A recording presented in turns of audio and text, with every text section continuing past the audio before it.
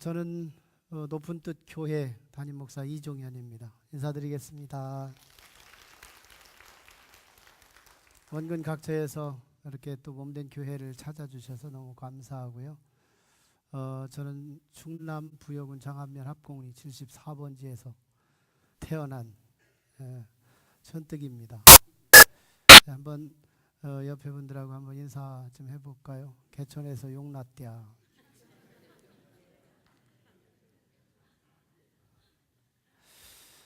늦깎이 신학을 해서 한 28살 넘어서 신학을 시작했고 지금은 목회 21년 차 하고 있습니다.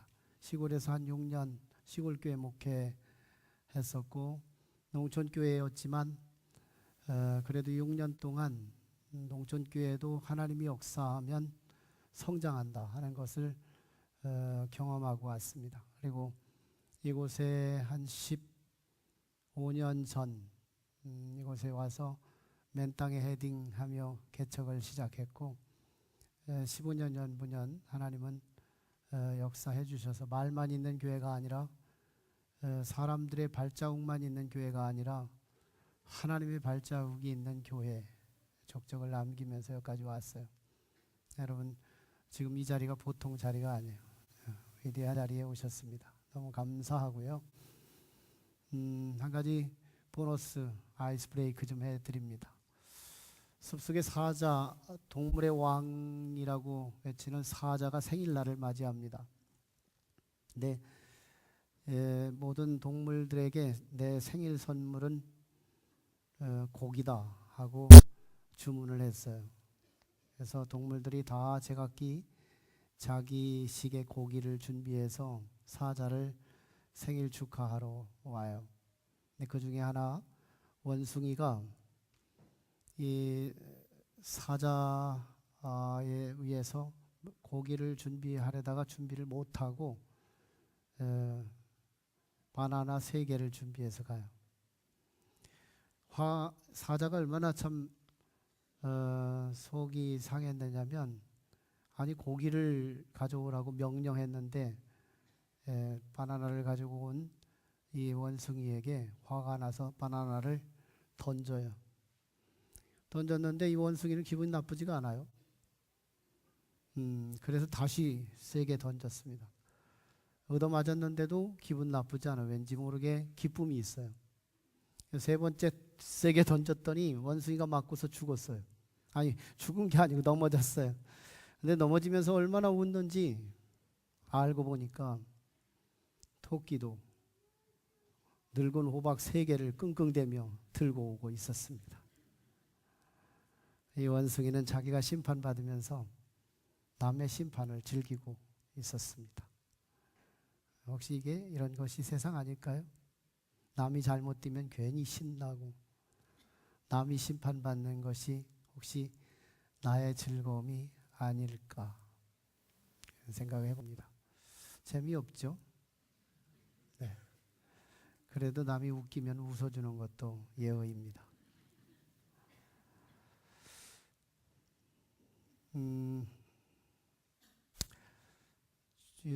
계절이 되면 기러기들이 줄을 지어서 어떤 지역을 이동하는데요.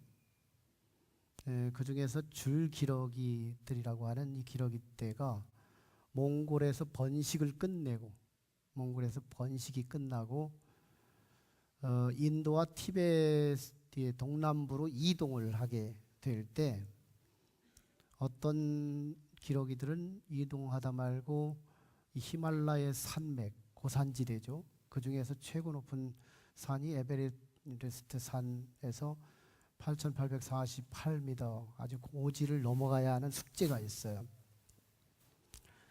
그곳을 넘다가 어떤 기러기들은 그 고산지대의 눈에 화살처럼 처박혀서 죽어요. 그리고 어떤 기러기들은 잘 이 고산지대를 잘 넘어서 새로운 따뜻한 지역에서 새로운 삶을 살게 됩니다. 동물학자들이 소형 감지기를 한 7마리 정도의 이 기러기들에 대해 아주 가벼운 경량이니까요. 거기다가 장착을 시켜주고 그들의 동선을 체크하면서 원인을 파악해요. 어떤 기러기가 이 고산지대를 통과하면서 죽고 어떤 기러기가 이 고산지대를 무사히 통과하나를 조사한 겁니다. 나중에 보니까 죽는 기러기들은 활궁 비상을 하더라는 거예요. 이 고산지대를 무시하고 비행기처럼 쭉 이렇게 활궁 비행을 하는 이 기러기들은 거의 다 죽었고요. 이 산맥이 들쑥날쑥하는 이 산맥을 따라서 맥 따라서 올라갈 때 같이 올라가고 내려갈 때 내려가고 하는 이 산맥 비상을 한 기러기들은 거의 다 살았더래요.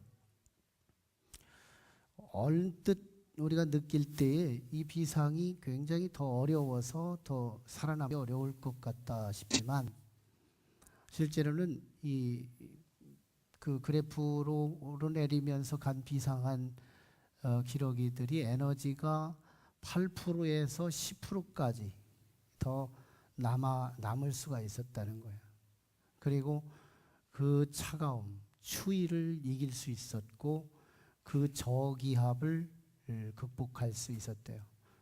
낮은 지역을 비상하면서 너무너무 힘들어서 날갯짓을 하기 어려울 때는 살짝 앉았다 다시 비상할 수 있는 계기를 획득하면서 이 비둘기가 계곡 비상한 이 비상자들이 다 살았다 이런 얘기인데요.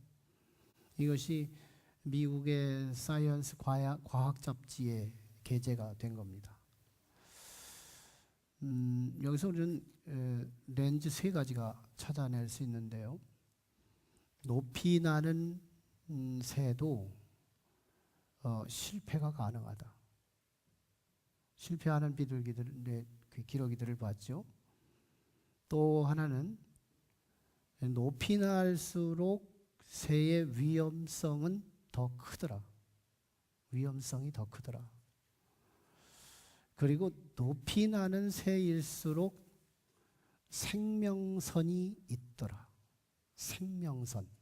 그죠? 그저 활공비상을 하면 그저 높게 날면 무조건 살아. 이게 아니고 예, 높을 때 같이 높아지고 낮을 때 같이 낮아지는 이 계곡 비상. 이게 곧 생명선이었다. 이 세 가지 렌즈를 가지고 우리 아나운서가 대독을 해드린 하나님의 말씀을 제가 조명해 드리겠습니다.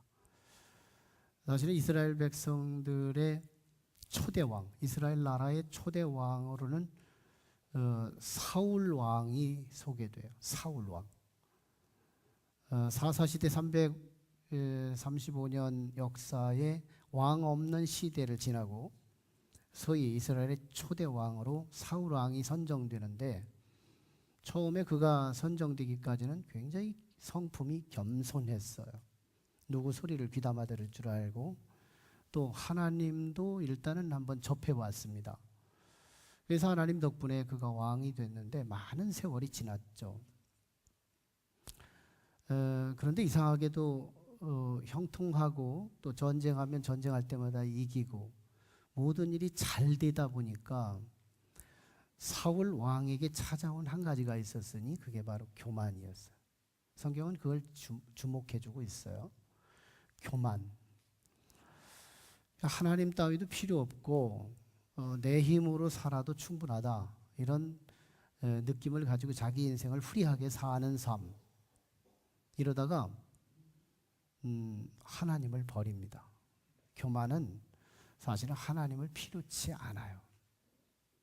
예, 교만, 내 힘으로도 충분하다 이런 느낌을 갖고 사는 사람 하나님이 필요치 않죠. 물론 돈의 힘으로 사는 사람도 하나님 필요치 않습니다. 명예의 힘으로도 또 인맥의 힘으로도 사는 사람도 하나님이 필요치 않아요.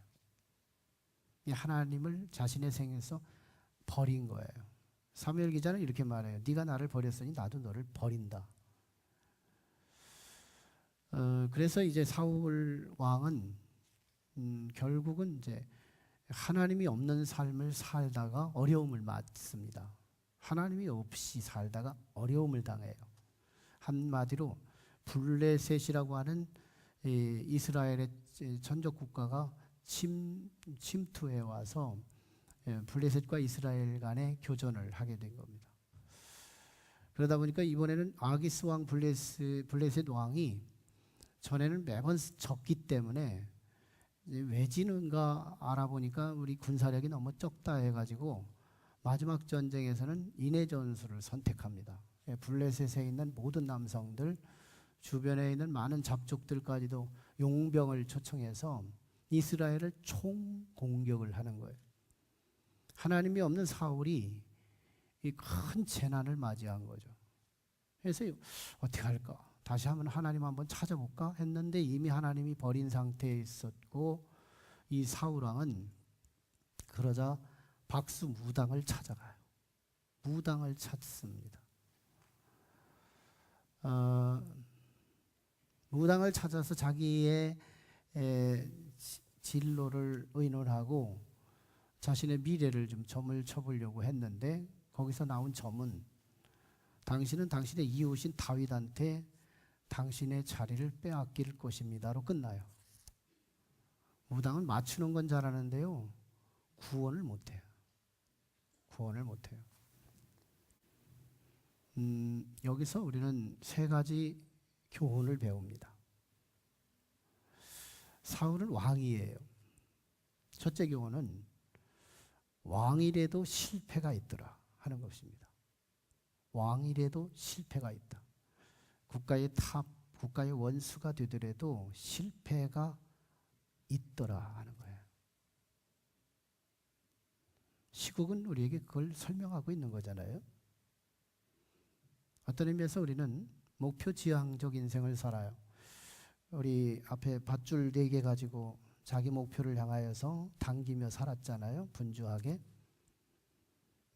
사실은 여기 있는 저와 여러분 모두도 사실은 자신의 목표, 그게 대통령까지는 아니래도 자기 나름대로의 목표의 정상이 있어요. 이 고지를 향해서 오늘 또 열심히 달려가요. 그러다가 그게 얻어지면 뭘 느끼느냐면 구원감을 느껴요. 구원이 아니에요. 구원은 아닌데 구원을 느낀다 그 말이에요.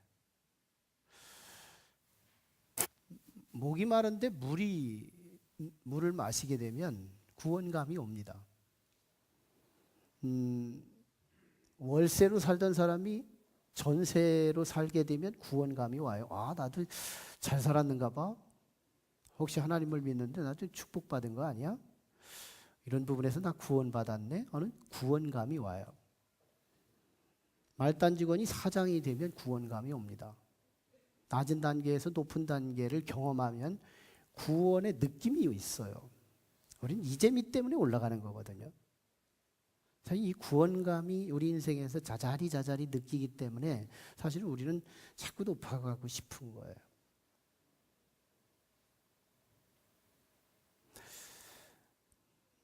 그러나 우리가 정말 쟁취한 그 정상의 자리, 뭐 대통령까지 아니래도 우리가 정한 그 고지, 사실은 그 자리에 가보신 분들이 많이 있을걸요. 그 자리가 구원이 아니었습니다. 그 자리가 구원이 아니었어요. 거기서도 이전에 넘어진 것보다 더 크게 넘어질 수 있고요. 이전에 망한 것보다 더 크게 망할 수 있습니다. 우리가 지금 목표하는 그 정상은 절대 구원이 아니에요. 내가 뭘 이뤘느냐, 내가 어느 위치에 정상에 서 있느냐가 구원이 아니에요. 기독교의 구원은, 그리고 우리 인생의 정말 구원은 우리 인생의 과정에 있습니다.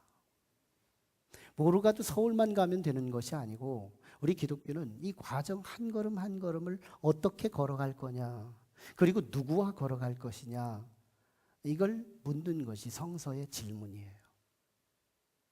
우리는 어떻게 누구와 함께 우리 인생을 걸어갈 거냐 하는 물음입니다. 사울은 하나님을 버려요. 그리고 뭔가의 허더증, 문제가 도래하자 자기 혼자의 힘으로는 안 될 것 같으니까 뭔가의 허터증을 경험하면서 그가 선택하고 그가 동행하기를 붙들었던 것이 뭐냐면 박수무당이었어요. 무당이었어요. 여러분, 레위기서 20장 6절에 보면 접신을 하거나 박수무당을 따라가는 사람에게는 이스라엘 공동체에서 끊어버린다 그랬어요. 다시 말하면 이 말은 무슨 말이냐면 구원 공동체에서 제외시킨다, 구원받지 못한다, 이걸 말해주고 있는 거예요. 레위기 20장 27절에 가면 접신을 한 자나 박수무당 같은 사람이 내 앞에서 만나게 되거든 그에게 돌을 던져서 현장에서 죽이라는 거예요. 이건 하나님의 큰 섭리거든요. 이 접신한 사람들을 잘 보면 거기에 악한 영이 들어있어요. 사기 영이 들어있어요. 거짓 영이 들어있는 거예요. 이 사람이 누가 만들었는데요? 하나님이 만드셨거든요. 하나님께서 하나님을 닮게, 그래서 인생을 정말 멋지게 살다가 하나님 나라의 도래에서 너 정말 작은 일에 훌륭하게 살았으니 내가 큰 것을 너에게 맡기리라 하고서 치하하시고 면류관을 내려주시고 칭찬해 주시면서 인생을 핸들링해 가기를 원하셔서 우리를 주셨는데 우리 몸에다가 거짓 것들을 집어넣었다는 얘기거든요. 그래서 그를 돌로 쳐서 죽여야 된다는 거예요. 왜? 다른 사람을 병들게 할 수 있기 때문에요. 그 정도로 성경은 이 박수무당 같은 것, 이것을 의지하는 사람을 죽이겠다는 거예요. 얼마나 두려운지 몰라요. 사울은 최고봉에 올라가서 역대의 국가 원수가 된 이후에 겨우 박수무당이나 의지하고 있게 되면서 어떻게 돼요? 나중에 사무엘상 28장 오늘 7, 8절에 또 17절인데 여기서 박수무당을 접하고 난 뒤에 사무엘상 29장, 30장 이 두 장이 다윗 얘기를 전개하다가 31장에 가서 사울이 길보아 전투, 이번 일어난 전쟁에서 한 블레셋 병사가 우연히 쏜 화살에 맞아서 현장에서 죽게 되면서 아들들 셋도 함께 죽어요. 그래서 사울과는 멸문되고 말거든요. 여러분, 왕이라도 실패하는 이 땅 위에서 사는 거예요. 아니, 내가 정한 정상에서도 실패할 수 있다는 것을 말씀하고 있는 거예요.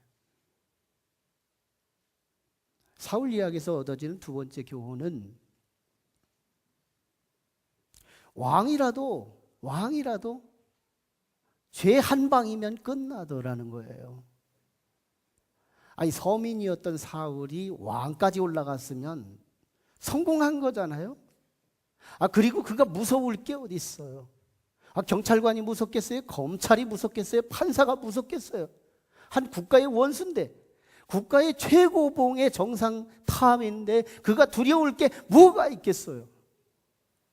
하나의 왕의 권세, 이 권세 하나면 대단한 힘을 가진 사람이죠. 당대에 그런 힘을 가진 사람이 없죠. 저 사람 죽이라, 살려라, 생명의 여러 가지 여탈권을 가질 수 있는 그런 절대 군주 시대에 한 나라의 국가 원수가 됐다는 건 대단한 출세죠. 그런데요, 이런 국가 원수가 우리 인류에서 최고의 권세를 가진 이 사람이 무서운 게 뭔지 아세요? 정말 무서운 게 뭔지 알아요? 죄인 거예요. 죄 한 방이면 그 어마어마한 권세를 가진 사람도 사족을 못 쓰는, 힘을 쓰지 못하고 식물 지도자가 되고 마는 그런 연약한 존재가 되는 거예요. 그렇게 권세 있던 사람이 그 많은 사람들이 벌벌 떨고 그 사람을 만나는데 두려워하던 그 엄청난 권세자가 죄 한 방이 드러나자, 죄 한 방을 저지르자 그 죄로 인해서 아무것도 못하는 무력한 지도자가 되더라는 거예요. 이 죄가 지금 우리의 일반적 시사적 경험을 통해서 이 죄의 심각성을 가장 크게 보고 있는 것을 우리가 다시 한번 인지해야 되지 않겠어요? 누가 뭘 잘못했고 누가 죽어야 되고 누가 자리를 비워야 되고 이런 논쟁하기 이전에 죄는 이렇게 무서운 것이구나, 이걸 깨달아야 하는 시대의 음성을 들을 수 있어야 되지 않겠어요?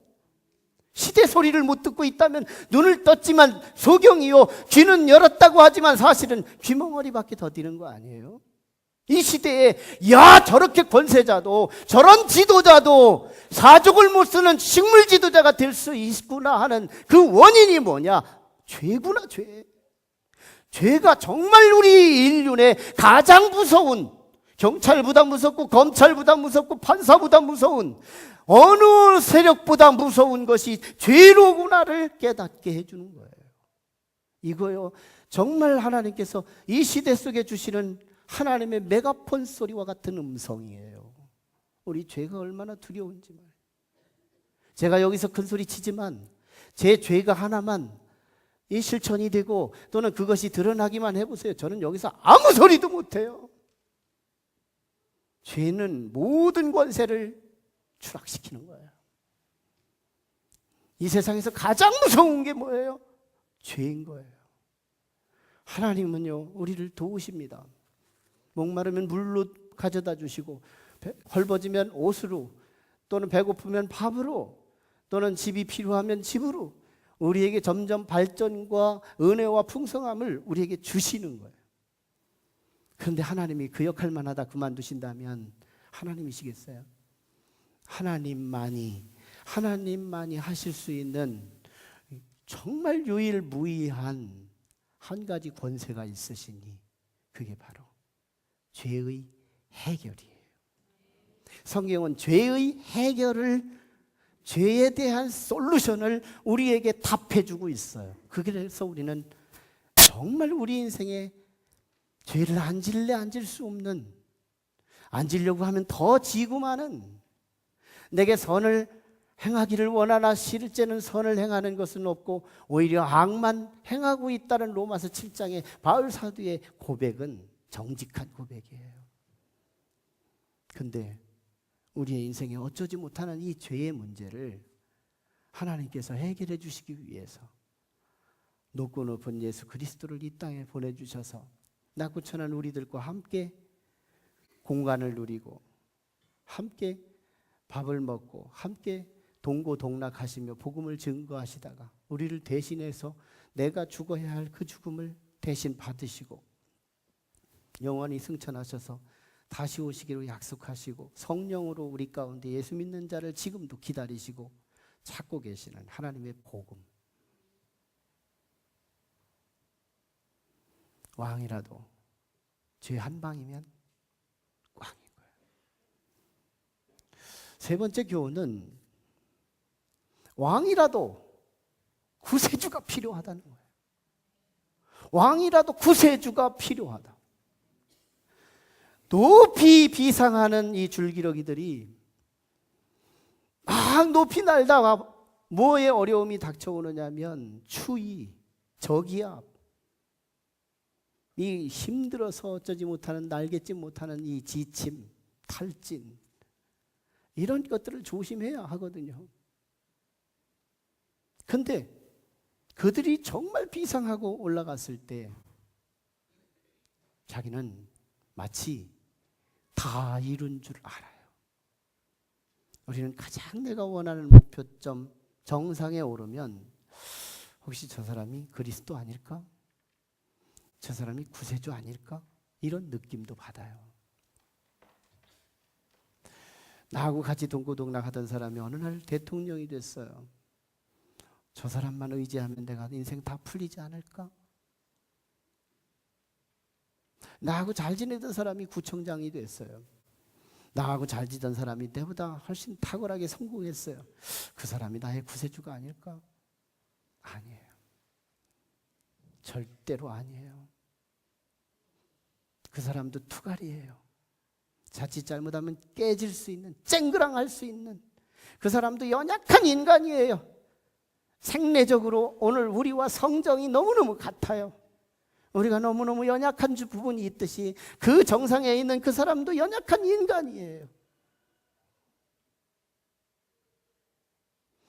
비상을 하는 이 새들이 생명선이 필요했던 것처럼 히말라야 산맥이 높이 솟으면 같이 올라가야 하고 낮으면 같이 내려가야 하는 이 생명곡선이 그들에게 있어야 했던 것처럼 오늘 우리 인생의 높고 낮음의 이 인생의 곡선 속에서 우리가 정말 의지해야 하는 구세주, 생명의 주권자, 그분이 우리에게 필요하다는 거예요. 우리에게 정말 필요해요.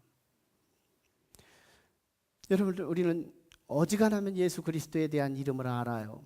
예수가 누군지, 예수 믿는 것들. 예수를 믿어야 된다고는 하는데 왜 믿어야 하는지를 몰라서 아직 믿지는 않지만 예수 정도는 이름은 알아요. 그래서 우리는 예수에 대해서 별로 시큰둥하고 별로 반응이 약해요. 왠지 아실까요?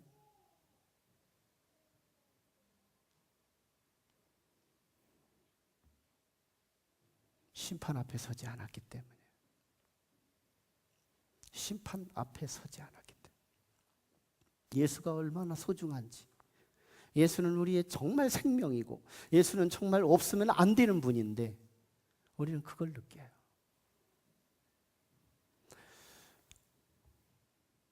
김미숙 집사님이 오셨나요? 어디 있어요? 김미숙 집사님. 하필이면 오늘 또 안 왔어요. 나의 산 증인을 세워놓고 그럴. 김미숙 집사님이 7년 전에 저를 만나자는 거예요. 목사님, 저는 이제 탄동교회, 옛날에 탄동교회고 작년부터 높은뜰교회로 이름을 개명하고 이 새성전을 짓고 왔거든요. 저는 탄동교회를 더 이상 올 수 없습니다. 아니 왜요? 왜 교회를 그만 다녀야 되나요? 예, 저를 만나신 분이 계속해서 교회를 다니면 당신의 하나밖에 없는 그 아들이 죽습니다. 정말 너무 황당했습니다. 저는 기도하는 마음으로 우리 집사님을 상대했어요. 하나님, 내가 이런 황당한 소리를 듣고 뭐라고 말해야 될까요?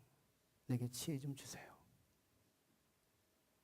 하나님께서 저도 모르는 놀라운 힘이 제 속에서 나오면서 이런 얘기를 했어요.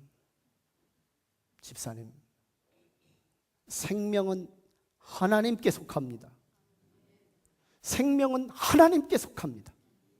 분명히 생명은 마귀에 속하지 않습니다. 생명은 하나님께 속합니다. 절대로 집사님, 우리 교회를 나오셔서 집사님의 하나밖에 없는 그 아들 죽지 않습니다. 제가 담대하게, 이상하죠? 제 속에서 왜 그런 놀라운 힘이 나오고 단언하면서 그 당신의 아들은 죽지 않는다고 외친 거예요. 근데 놀랍죠? 복된 사람은 하나님의 음성을 수용하는 거예요. 놀랍습니다. 그분이 받아들인 거예요. 놀랍죠? 저는 그 소리를 외쳐놓고 제 본정신이 돌아와요. 하나님, 죽으면 어때요? 죽는다면 내 인생은 원망 받아가면서 사는 인생이 되지 않겠어요? 하나님, 살려주세요. 살려주세요. 매일같이 그 이름을 호명하며 저 기도합니다. 만 1년째 되는 날이에요. 제가 집사님과 소통을 했어요. 집사님, 준석이 죽었어요? 아니요, 아직 살아있어요. 내일 일어나나 그럼? 마귀가 우리를 두려움으로 살살 끌고 가는 거예요. 어제가 만 1년인데 만 1년 지나고 하루일까 이틀일까를 계속 끌고 가면서 이 두려움이 오게 하는 거예요. 끊임없이 기도하게 하죠. 안 죽었습니다. 지금 7년째 안 죽었어요. 한 번은 의사 선생님께서 진료를 좀 잘못하고 멘붕에 빠집니다. 잘못 오진했다고 자기가 판단을 하고 굉장히 마음속에 슬럼프에 빠져요. 그래서 출근을 못해요. 오늘 또 휴진. 오늘 또 휴진. 흔들지 말아요. 휴진. 그러자 이 집사님이 그 의사 선생님에게 중매하는 거예요. 선생님, 용한 목사님 한 분이 계신데 한번 안수기도 좀 받아보실래요? 제가 용한 목사가 됐어요. 그리고 저한테 연락이 온 거예요. 이분 집사님은 저한테 용한 목사예요. 지금도 사람들한테 우리 교회를 소개할 때면 우리 목사님밖에 없어요. 이거 굉장히 충격해줘요. 산 증인인데 오늘 이상하네요. 그러자 그분도 다급하잖아요. 의사로서 매일 진료를 해야 되는데 휴진을 해야 되니까. 그래서 허용을 했어요. 가보니까 굉장히 방도 넓고 집도 크고 참 귀티나대요. 제가 안수기도 했습니다. 놀랍죠. 그 다음 날부터 출근했어요. 응답이 있었어요. 한 일주일쯤 지났을까요? 의사 선생님이 봉투 하나를 갖고 와요. 봉투 하나를. 5만 원짜리로 막 수북하게 갖고 오는 거예요. 제 선생님, 저희는 돈 때문에 하는 게 아니에요. 이건 내가 한 것도 아니고 하나님께서 하신 거예요. 안 받으려고 해도요. 안 받으면 자기가 부담돼서 더 힘들대요. 당신이 부담되고 힘들 거라면 내가 받겠습니다 하고 받긴 받았지만요. 하나님이 구원해 주시는 거잖아요. 하나님은 살아계신 거잖아요. 정말 하나님이 살아계신데 그 하나님이, 그 그리스도가 오늘 우리는 시큰둥한 거예요. 왜 그럴까? 심판 앞에 서지 않았기 때문이에요. 사울 왕한테 물어보세요. 그때 물 먹고 싶으세요? 아니. 옷 한 벌 해드릴까요? 아니. 금가락지 하나 해드릴까요? 아니. 예수님 데려다 드릴까요? 아멘! 사울은 오직 그 시간, 심판 앞에 선 그 시간에는 사울 왕에는 오직 하나님만 필요했던 거예요.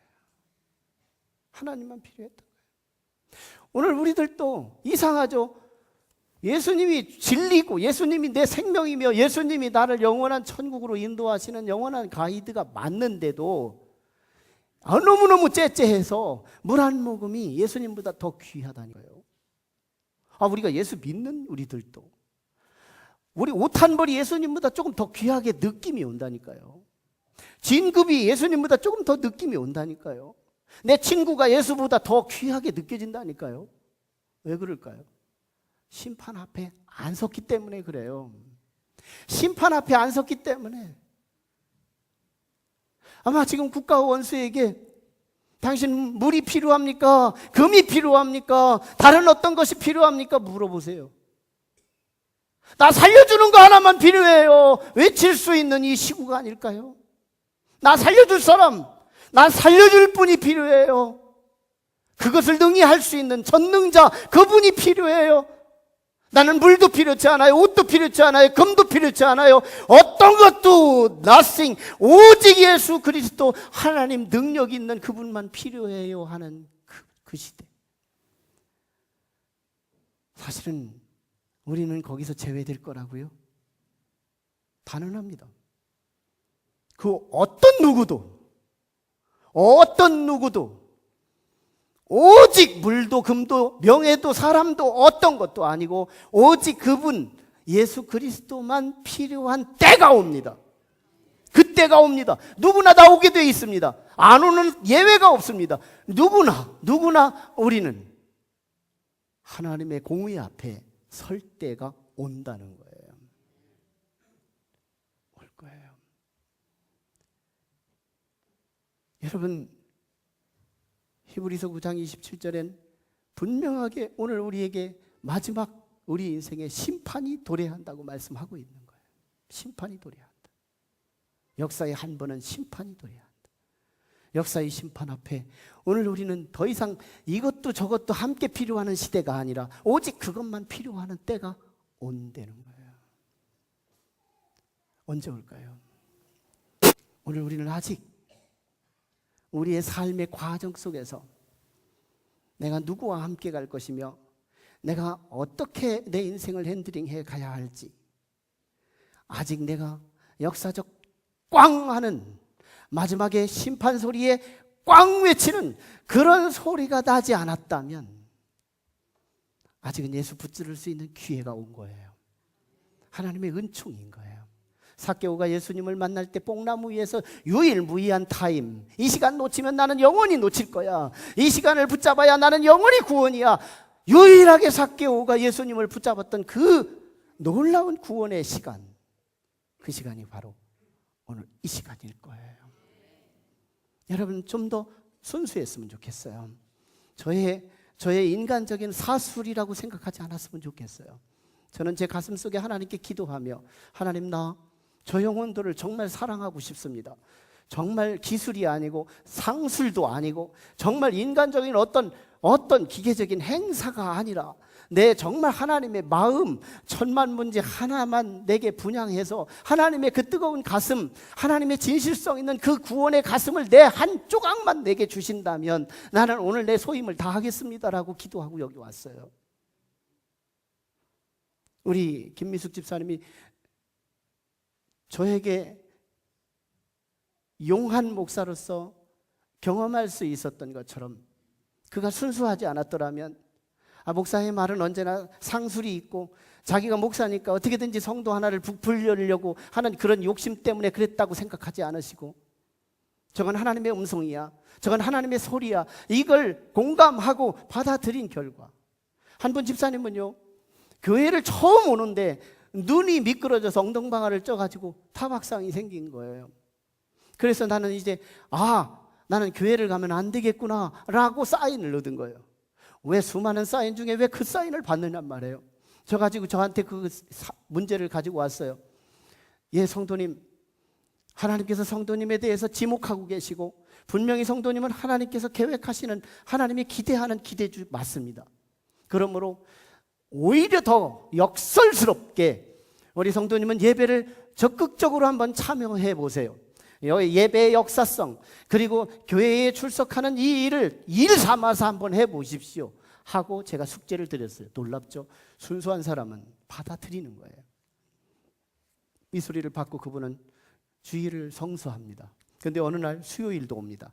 어느 날 속회도 옵니다. 감리교회 소그룹 공동체인 속회 공동체도 온 거예요. 그러다가 물었습니다. 아니 성도님, 어째서 이렇게 신앙생활이 더 빈도가 생기고 어째서 하나님을 더 그렇게 의지합니까? 그때 그는 신앙 고백을 해요. 목사님, 사실은 제가 예수 믿기 전에 얼마나 잠을 설치는지, 잠을 자다 보면 무언가가 나를 쫓아다니는데 그렇게 밤새도록 도망 다녀도 계속 쫓아오는 것들이 있다는 거예요. 그래서 잠을 자면 분명하게 숙면한 느낌이 아니라 무언가에 쫓기다가 다시 일어나서 지친 것을 가지고 하루를 시작했다는 거예요. 그런데 교회를 왔다 가면 놀랍게도 평안한 샬롬의 잠을 잘 수가 있었다는 거예요. 그래서 다음 날에 또 역동적으로 하루를 살아갈 수 있게 됐다는 거예요. 그러면 미리 말해주지 왜 다 경험하고 나서 시간이 돼서 물어보니까 말하느냐고 막 내가 혼냈다니까요. 여러분, 하나님은 구호가 아니에요. 여러분, 하나님은 그저 미학적인 어떤 이름이 아닙니다. 하나님은 우리를 살리느냐 죽느냐, 우리를 심판에 내던지느냐 구원하느냐의 실세이신 거예요. 겸손한 자에게 그 복음이 들어가는 거예요. 여러분, 이 복음은 지금 어떤 매뉴얼에 의해서 어떻게 해야만 인간적인 어떤 형식에 의해서 전하는 게 아니에요. 저는 지금 내가 이 복음을 전하고 지금 죽을지라도 이 진실성이 우리 성도들과 함께 교감하고 싶은 그 심정이에요. 여러분, 하나님은 살아계십니다. 저와 여러분의 마지막의 심판대 앞에서 나는 물이 필요 없어요, 나는 금이 필요 없어요, 명예가 필요 없어요, 내 인맥이 필요 없어요, 오직 예수 그리스도 한 분만 나는 필요한 존재예요 라고 외칠 그때에 여러분, 제가 제일 고마운 사람일 수도 있어요. 여러분을 인도하신 그분 이웃이 정말 축복의 통로일 수 있어요. 오늘 시간 이후에 우리 경품도 추첨할 겁니다. 등록자에 한해서만 12주 동안 등록한 분들이 함께 경품도 있을 텐데요. 저는 오늘로부터 시작해서 영원 세세토록 오늘 이 자리에 참여한 우리 모든 처음 온 새가족들을 포함해 우리 이미 예수를 믿었던 우리 기성의 성도들에 이르기까지 예수 그리스도가 우리의 길이요 진리요 생명이 되시기를 주의 이름으로 축원합니다. 우리 찬양단 찬양을 하면서 여러분 혹시 여러분에게 주신 하나님의 음성 또는 세미하게 어떤 느낌, 정말 내가 이곳에서 잘 될 것 같다 하는 그런 느낌이 있으시거든 여러분의 감정에 한번 순응해 보세요.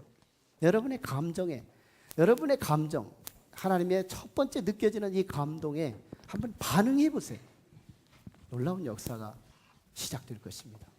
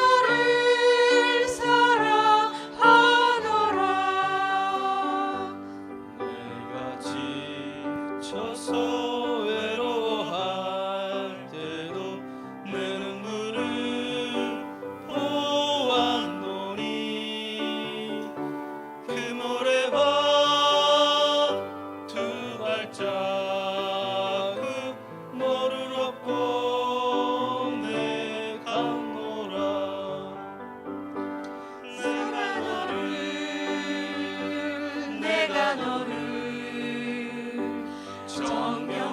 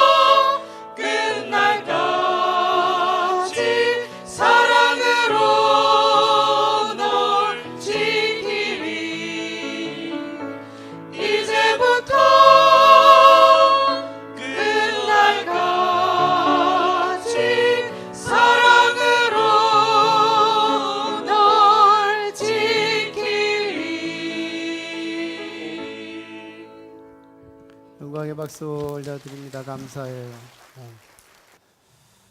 우리 함께 우리 찬양 당신은 소중한 사람 옆에 오신 분들을 축복하면서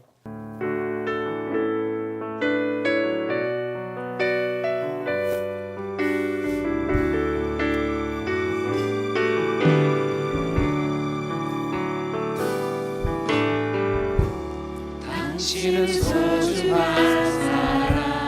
아멘이에요. 정말 소중하세요.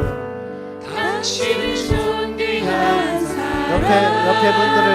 옆에 분들을 이렇게 아이 컨택 하시면서 이 세상에 하나뿐인 당신은 아멘. 내겐 너무나도 소중한 정말 소중하세요.